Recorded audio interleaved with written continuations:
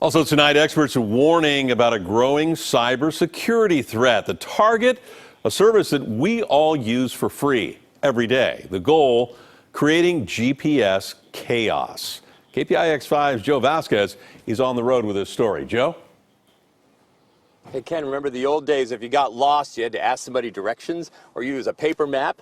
Not anymore. We've really come to expect that these navigation systems will work in our smartphones. But now there's a growing concern that they are going to get hacked by way of the Global Positioning Satellite System. When Erin Wolf wants directions or to get a ride, she whips out her smartphone, clicks on an app, and when you open it up, they'll already have your location on there. That's thanks to GPS, a U.S. network of 31 satellites that provide navigation technology. But GPS is not so much about the maps, it's about time. Essentially, all of the GPS satellites are just very, very, very precise clocks. On each satellite, a set of atomic clocks. These clocks are incredibly accurate. Just like a heartbeat, they send a continuous, ultra-precise time signal to Earth. The GPS satellites are basically whispering down to GPS receivers the time.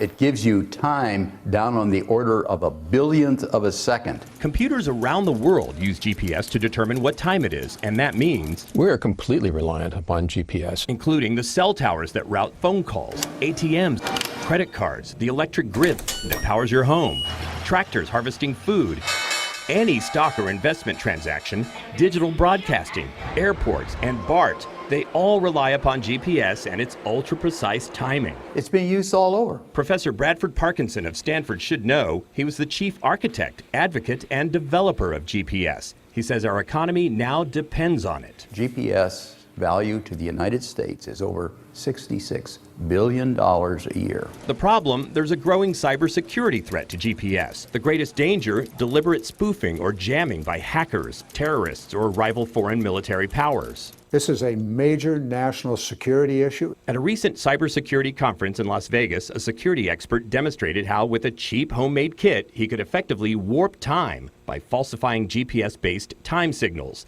Shift time and services stop working. If GPS were to fail in the San Francisco Bay Area tonight, all the bridges would shut down because none of the payment systems would work.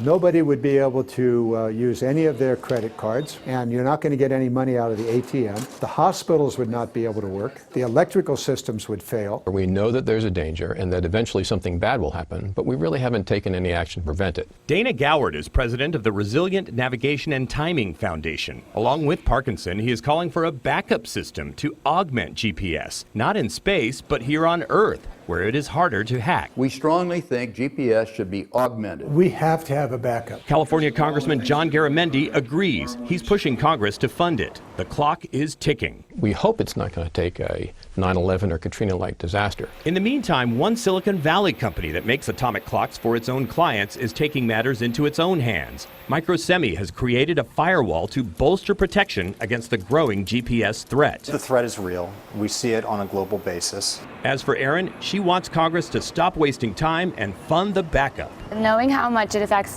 every part of my life, I would say, yeah, I'm pretty dependent on it.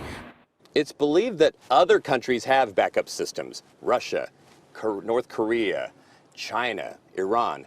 As you heard, the United States does not have one. There's a push for funding for a backup system called eLORAN, but so far, the United States government has not put up the money for it.